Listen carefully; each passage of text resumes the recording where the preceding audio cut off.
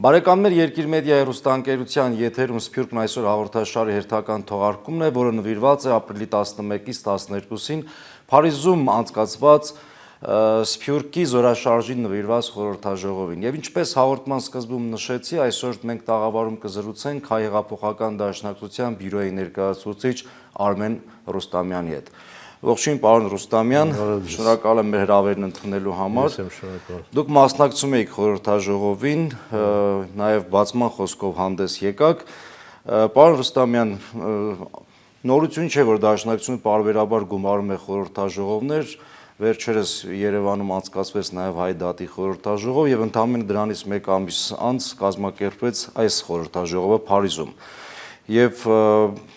զորաշարժ բառը այստեղ կարծում եմ առանցքային նշանակություն ունի, խնդրեմ դուք ավելի մանրամասնեք, թե ինչ նպատակով է հրավիրվել այս խորհրդաժողովը։ Խորհրդաժողովը իսկապես նախ սպասված էր այն իմաստով, որ բավականին լուրջ խնդիրներ են առաջացել այս 8 տարիների ընթացքում հայրենիք սփյուռք կապերի բացակայության ըստ էության իմաստով։ Այսինքն պետական քաղաքականություն որպես այդպիսին կարելի ասել գոյություն չունի, իսկ այն ինչ որ կատարվում է ավելի շատ վնասարար է, քան օգտակար։ Եվ սա պարզապես խոսքեր չեն, որովհետև ինչպես բոլոր հարցերում այս իշխանությունները սփյուռք հայրենիք կապերն էլ փոխանակ օգտագործեին մեր եղած փորձը, միջազգային փորձը, ավելի զարգացնեին եւ այդ զորակցությունը ամբողջական դառնար մեկը մյուսին, սկսեցին իրենց կետից, այսպես ասած, եւ ինչպես մյուս դեպքերում է, այստեղ էլ ունքը սարքելու տեղը իսկապես խաչքը հանեցին։ Նախ ամբողջությամբ անտեսվեց այն փորձը, որը կուտակվել էր մինչև հիմա, անգամ մեր փորձը, որովհետև տարիներ շարունակ, գիտեք, հայրենիքը միշտ կարևորել է սփյուռքի հետ կապերը, բոլոր իշխանությունների ժամանակի դեպ, խորհրդային դեռ ժամանակներից սկսած 1964 թվականին դեռ ստեղծվեց Սփյուռքի կապերի կոմիտեն, այնուհետև նոր անկախության տարիներին արտգործ նախարարությունում առաջացան համապատասխան օղակներ, մարմիններ եւ վերջապես ստեղծվեց Սփյուռքի նախարարությունը։ Եվ այս իշխանությունները եկան եւ այն 11 տարվա գործունեությունը, որ այդ Սփյուռքի նախարարությունը իսկապես օգտակար իրականացրել էր եւ հարուստ փորձ էր կուտակել, մի կողմ դրվեց ամբողջությամբ եւ դա փոխարինվեց հանձնակատարի գրասենյակով, գլխավոր հանձնակատարի գրասենյակով։ Բայց որ նայում ենք, թե ինչ է կատարել գլխավոր հանձնակատարը իր գրասենյակով մինչև հիմա, կարճ եթե բնորոշենք, դարձել է այս վարչախմբի շահերի պաշտպանը եւ ըստ էության դարձել է նրանց քաղաքականության քարոզիչը Սփյուռքում։ Եվ վնասակար բոլոր այն արտահայտությունները, որոնք ի վերջո բերում են մեզ տարանջատելուն, ոչ թե միավորելուն, դա տեղի ունի նաև Հայաստանի ներսում եւ Հայաստանից դուրս Սփյուռքում էլ այդ նույն մոտեցումները։ Եվ Սփյուռքի ներսում Սփյուռքի հետ կապերի հետ կապված այդ նույն պարակտիչ քաղաքականությունն է վարվում։ Պարակտման հիմքում ի՞նչն է դրված, հիշում եք երևի այստեղ էլ, չէ՞, կառավարության մի անգամ կատարողականը ներկայացնելիս կառավարության զեկուցողը, ֆինանսների նախարարն ասաց, որ մենք այլևս պետք է կառավարությունը պաշտպանի իրական Հայաստանի քաղաքացիներին։ Իրենք հորինել են, այսպես ասած, իրական Հայաստանի քաղաքացի հասկացությունը, այսինքն իրենց թեթև ձեռով ստացվեց, որ մենք մինչև ունենք Հայաստանի Հանրապետության քաղաքացի, բայց կա նաև ինչ-որ առանձին մի հատված, որը իրական Հայաստանի քաղաքացիներ են, որոնք բնականաբար պաշտպանում են եւ ջատագովն են այս կառավարության ծրագրերի։ Այսինքն իրենք պետք է պաշտպանեն միայն նրանց, որոնց որ իրենք յուրային են համարում։ Այսպես կոչված իրական Հայաստանի քաղաքացի։ Նույնը կրկնեց հանձնակատարը, ասելով, որ մենք այդքան շատ ռեսուրս չունենք, որ կարողանանք ամենտեղ հասնել Սփյուռքը աշխարհացրիվ տարբեր երկրներում ներկայություն ունի եւ մենք մեր կենտրոնացումը կատարում ենք այն կապերը զարգացնելու վրա, այն հատվածների հետ հարաբերությունները ամրապնդելու վրա, որոնք կիսում են պետական իշխանության վարած քաղաքականությունը։ Ասել է թե այս վարչախմբի մոտեցումները։ Այսինքն նույն բանն է։ Այսինքն ստեղ իրական Հայաստանի քաղաքացիներին են պաշտպանում,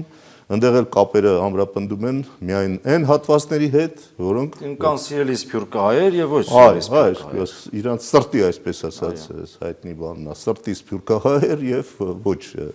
այդպեսին։ Եվ սա ինչի բերեց, սա բերեց ընդհանրապես պետական քաղաքականությունը, եթե դա է,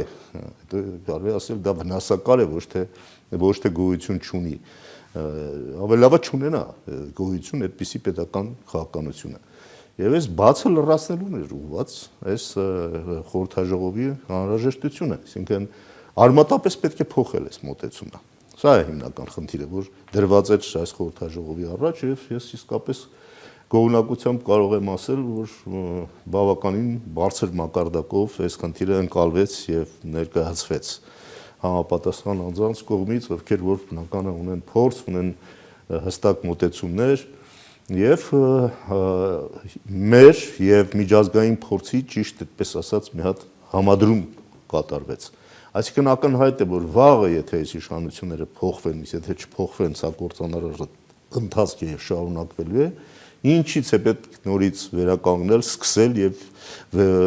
վերահաստատել հայրենիք սփյուռք գործակցությունը, որովհետեւ այստեղ գործակցության մասին է պետք խոսել։ Համաժողովի ներկային նաեւ Հայաստանից ներկայացուցիչներ, այդ թվում նախկին վարչապետներ Վազգեն Մանուկյանը, Խոսրով Հարությունյանը, Հրանտ Բագրատյանը, եւ կարծում որ նրանց արդեն նաեւ քաղաքական անցած ճանապարհը վերլուծվեց նախորդ տարիների ստեյության նաև հարաբերությունները, բացերը ինչու՞ չէ, եւ այս առումով ինչ որ առումով կարծում եմ մշակվեց ինչ որ նոր մոտեցում հայեցակարգ, որը հենված է նաև իմ փորձի վրա։ Տեսեք, ընդհանուր առմամբ թե միջազգային փորձը, թե մեր փորձը խոսում է հետեւյալի մասին։ Ամեն մեկը ունենալով իր յուրահատկությունը, սփյուռք հայրենիք կապերի իմաստով, շեշտը դրել է այս կամ այն կարևորությունն է տվել այս կամ այն մոտեցմանը, օրինակ հայրենադարձությունը միտեղ կարևորվել է, որի հիմնական կրողը օրինակ Իսրայելն է։ Տնտեսական համագործակցություն, ինտեգրում, տնտեսական ներդրումների խրախուսում եւ այլն, Չինաստան, Հնդկաստան օրինակները կան։ Ընդհանրապես ինքնությունը պահպանելու եւ մեկ ընդհանուր կապի մեջ հայրենիք եւ սփյուռք հարաբերությունները ձևավորելու անհրաժեշտությունը, որը Իռլանդիա, Իսլանդիա, Իսրայել նորից նույն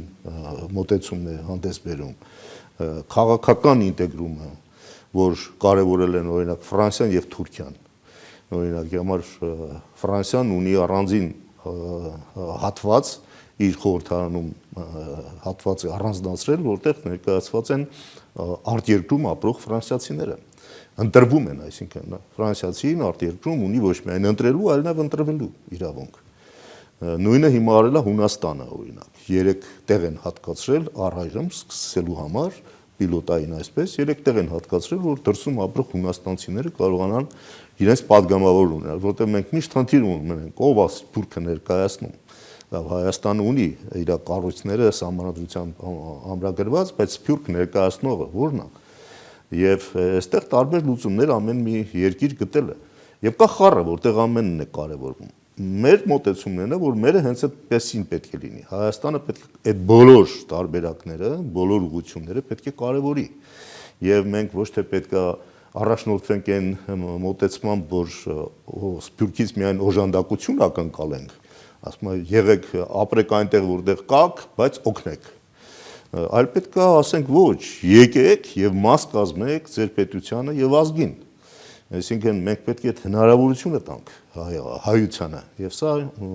պետք է հստակ ծրագրավորված, պլանավորված, կառուցակարգային եւ իրավական լուծումներով դա իրականացվի եւ փոխշահավետության սկզբունքի վրա դա պետք է աշխատի։ Այսինքն սփյուռքը պետք է ունենա հնարավորություն քաղաքական, տնտեսական, իրավական, մշակութային կյանքում ներկայություն ունենալու Հայաստանում, իսկ Հայաստանն էլ ստանա առավելություններ սփյուռքի արկայությունից, այսինքն ինտեգրում, տնտեսական ներդրումների խրախուսում, քաղաքական, այո, ազդեցության ձեռքբերում դրսում։ Մեկ ամենասկզբում այս իշխանություններն ասում էին, որ Սփյուռքից պիտի ինտեգրում նման կատարեն, պաշտոններ հատկացնեն, նույնիսկ մի ծրագիր կարծես թե իրականացրեցին, երիտասարդ մասնագետներ Սփյուռքից հրավիրեցին, որ նախարարություններում աշխատեին եւ այդպես էլ կարծես թե հերթական պոպուլիստական մակարդակից այն կողմ չանցավ գործը։ Տեսեք, օրինակ, Կամ գուցե որոշ սրտի սփյուռքահայեր իսկապես տեղավորեցին աշխատանքի։ Ինչն է պատճառը։ Իրանք միայն կենտրոնացել են յուրայինների հետ աշխատանքի վրա, իսկ Սփյուռքը մեղմ հաշվարկներով 2 անգամ ավելի բնակչություն կա հայություն դուրսը, քան թե Հայաստանի ներսում։ Եվ ուրեմն այսպես դնել տարբերակել, որն է մեր համար ընդունելի հայը, որը ոչ, դա հենց ամենայն ավերիչ ճանապարհն է, որով այս իշխանություններն անցել են։ Այսինքն օրինակ նույն Իսրայելը, որը կարևորում է Սփյուռքի կազմակերպումը ընդհանրապես հայադարձության վրա շեշտ է դնում, որտեղ ինքը համարում է, որ սա ոչ թե դրսում ապրող բազմություն է հրեական Սփյուռքը, այլ պետության մաս է։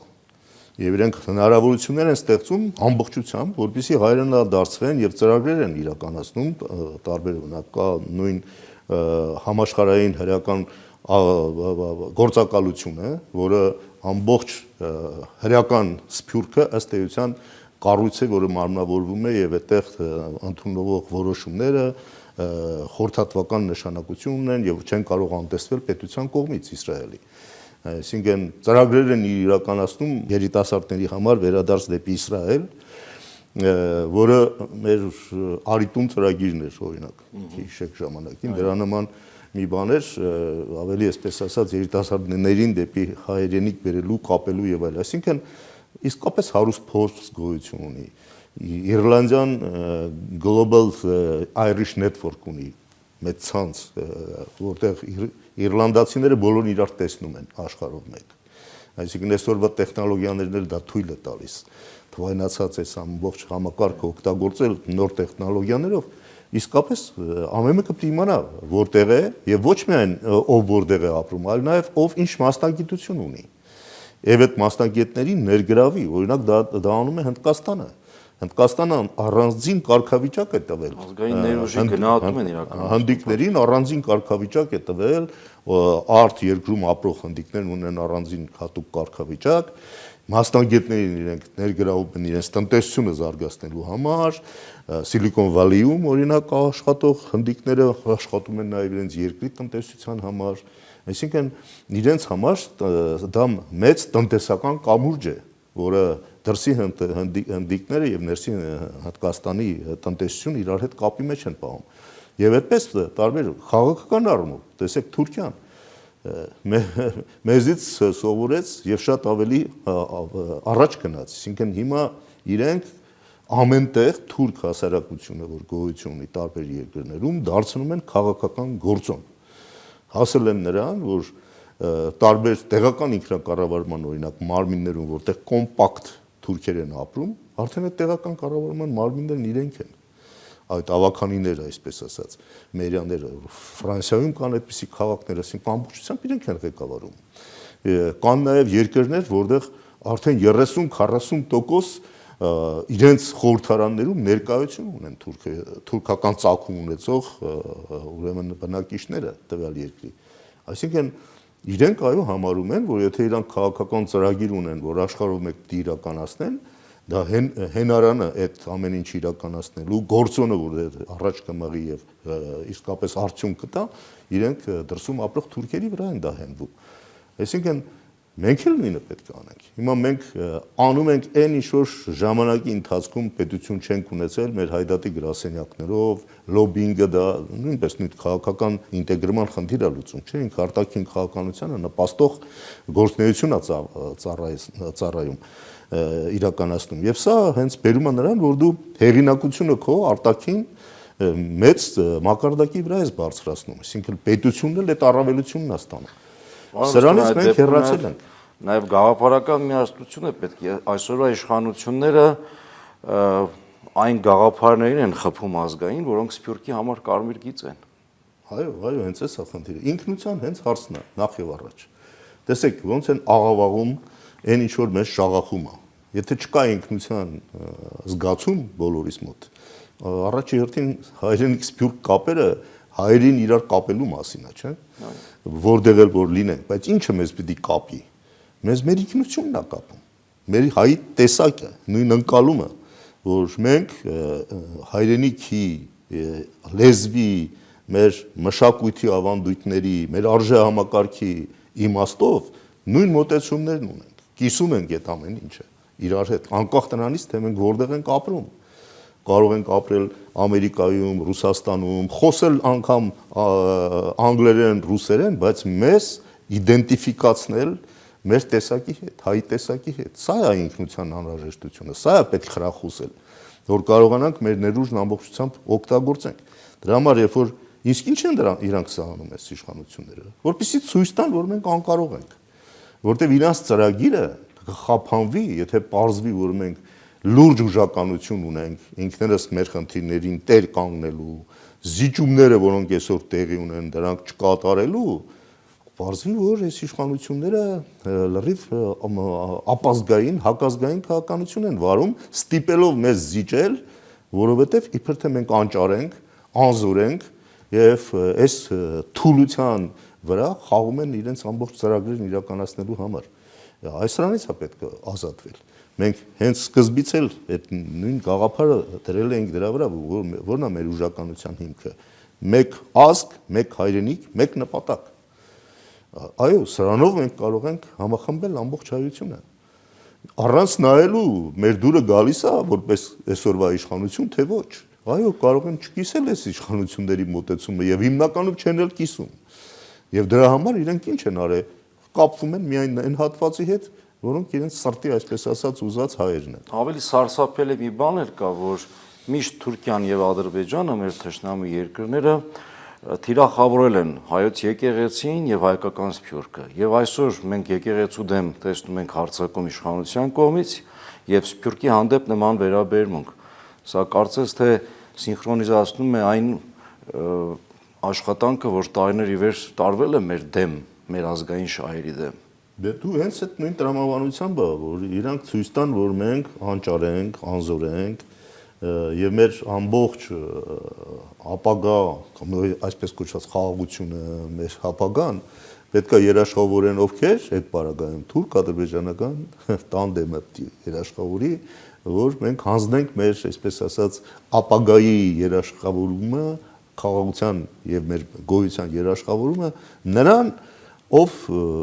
մինչև հիմա չի ճանաչել, որ ինքը այս ազգի նկատմամբ ցեղասպանություն է իրականացրել։ Եվ դա չանելով, բնականաբար մենք միշտ կանգնած ենք այդ վտանգի առաջ, որ այդ նույն բանը կարող է անդադ կրկնվի, որտեվ իրենց համար էսա որ պետք է իսկապես մեր ժողովուրդն էլ ընկալի թուրքերի եւ ադրբեջանցիների ուզածը ոչ թե մենակ մեզնից այն զիջումներն են, որոնք իբր թե այսօր արել ենք եւ դրանով իրենք կբավարարվեն, ոչ, իրենց ուզածը մեր ինքնությունից մեր հրաժարվելն է, որտեղ մեր ինքնությունն է իրանց համար խնդիր։ Եթե դա այդպես չի, դե թող մեկը ինձ բացատրի, ինչու է հայաթափվել Արցախը, բայց չեն հանգստանում, չէ՞։ Ջնջում են ամբողջ հետքը հայկական, որ ժառանգությունը մեր մշակույթային, մեր եկեղեցիները, մեր հուշարձանները եւ այլն։ Ինչպես Նախիջևանում, ինչպես նաեւ Թուրքիայում, ինչպես նաեւ Արևմտյան Հայաստանում։ Այսինքն իրանք մեր ինքնության հետ խնդիր ունեն, որովհետեւ հայկական հարցից ազատվեն։ Իրանց մոտեցումը դա չկան հայեր, չկա հայկական հարց։ Եվ սա չի փոխվել իրենց մոտ։ Այդ ծրագիրը հետևողականորեն, պանթուրանական այդ ծրագիրը իրականացվում է։ Ժամանակները փոխվում են, իրենք նման տվյալ պայմաններում իրենց ծրագիրը համապատասխանեցնում են ստեղծված իրավիճակին, բայց նպատակից երբեք չեն հրաժարվում։ Սա է պետք հասկանալ եւ սա է, որ խափում են այս իշխանությունները, թմրեցնելով մեզ այսպես կոչված այս խաղաղության այս պատրանքով։ Ինչ խաղաղություն, այդ խաղաղությունը իրանց համար այնա, ոնց որ մենք փորձում ունենք խաղաղ ապրող օրինակ հայեր, որոնք չեն փորձանում դեմ դուրս գալ թուրքական ինքնությանը։ Այսինքն մեր ինքնության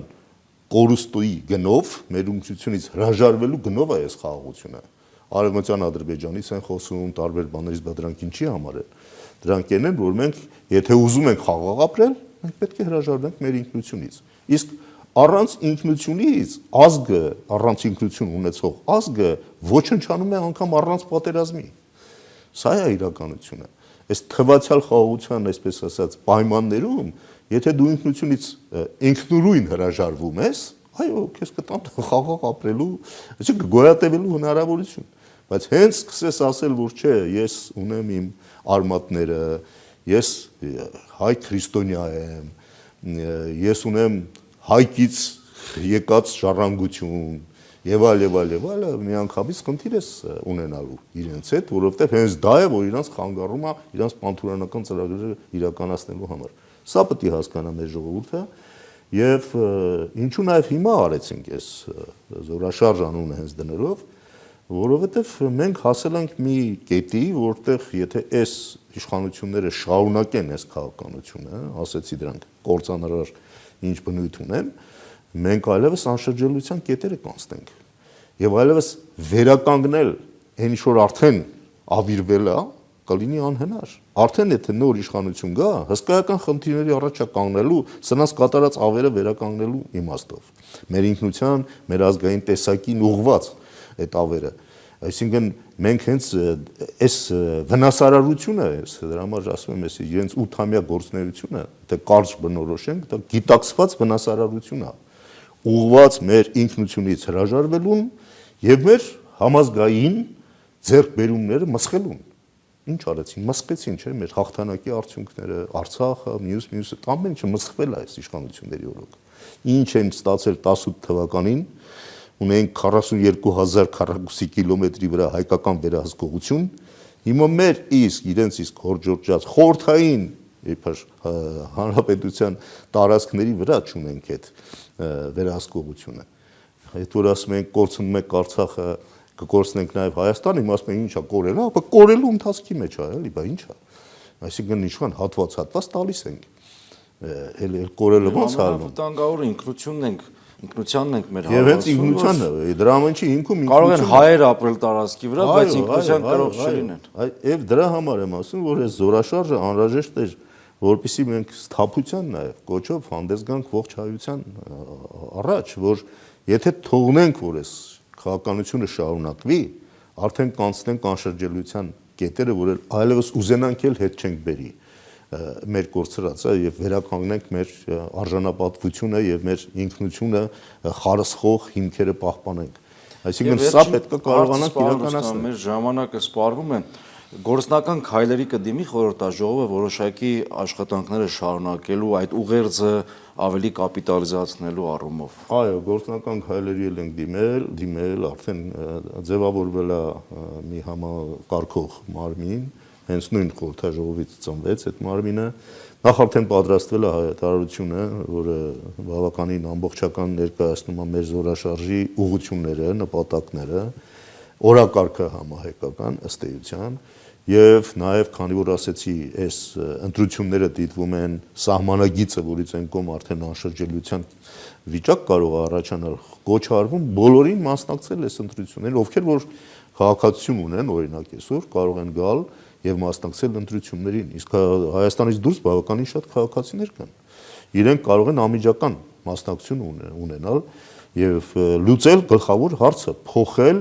ապազգային, հակազգային այս ուղեգիծը երկրի զարգացման եւ հաստատել ազգային պետական ուղեգիծ։ Եվ այդ ձևը դա հնարավոր է անել այս իշխանությունները փոխելով միայն։ Եվ ուրեմն մեր խնդիրը դրսում, այսինքն Հայաստանից դուրս այս գաղափարի շուրջ զորաշարժ առաջացնելն է, իսկ Հայաստանի ներսում միասնական ջանքերով ընդդիմության կողմից իշխանափոխություն իրականացնելը։ Սա է որ այսօր հրատապ անհրաժեշտություն է եւ դրա համար մենք հենց հիմա նախաձեռնեցինք որ այս ահազանգը եւ այս կարեւորությունը ամեն հայ հասկանա եւ իր կողմից ամեն մեկը կարողանա իր նպաստը բերել այս հարցի լուծմանը այո իսկապես խիստ ճգնաժամային իրավիճակում ենք եւ հայությունը պիտի գիտակցի սա համախմբվի սա կարծես թե մի նոր սարդարապատի է վերածվում այս օրերին եւ գիտակցենք մեր ուժականությունը ուրիշ ձև չկա Փոքր նեղություն տալով իրենց այնուամենայնիվ գան այս օրասական պահին մասնակցեն այս կարևոր ամեն մեկը յուրովի կարող է դա անել, հիմա աշխարհը այնքան է գլոբալիզացվել, այսինքն ինտերնետը կապել է, հեռավորությունները այդքան չկան։ Իրենք կարող են բոլորը օրինակի համար հենց քարոզչական իմաստով իրանց նպաստը բերեն առայն, որ խրախուսեն բոլոր ընտրողներին մասնակցեն ընտրություններին։ Մենակ այդքան է։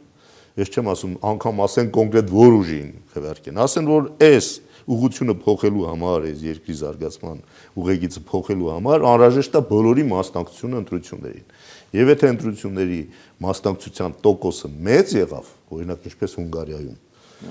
այդ ժամանակ իշխանությունը շանս չունի իր իշխանությունը պահելու։ Դրանից են իրանք սարսափում։ Եթե 60% օրինակ ինչպես Հունգարիայում եղավ մասնակցություն արձանագրվի Հայաստանում, վերջացած է այս իշխանությունների փոփոխությունը կլինի րոպեների ժամերի հարց։ Շնորհակալ եմ կարևոր զրույցի համար։ Բարեկամներ, հիշեցնեմ, որ այսօր իմ զրուցակիցն էր Հայ հեղափոխական դաշնակցության բյուրոյի ներկայացուցիչ Արմեն Ռուստամյանը։